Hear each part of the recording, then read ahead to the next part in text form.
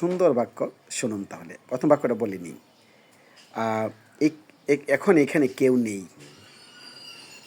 এখন এখানে কেউ নেই। সেই ক্ষেত্রে আমরা কী বাক্যটা বলবো? তাহলে আমরা কী বলছিলাম? নো ওয়ান, কেউ নেই। নো ওয়ানের সাথে কী লাগাবো?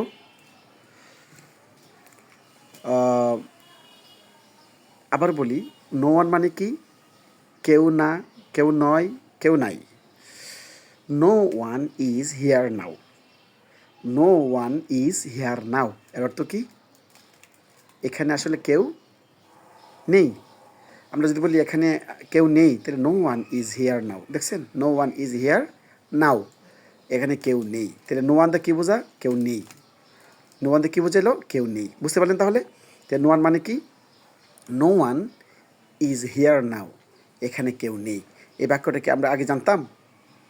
বুকে হাত দিয়ে বলবেন, no one is here now. No one is here now. আমি কয়েকবার বাক্যটা বলি একসাথে, কারণ হলো অনেকে বিরক্ত বোধ করে, কিন্তু আমি কেন বলি তো এটা আমি জানি। কারণ হলো আমরা জানার চেয়ে পটপট বেশি করি।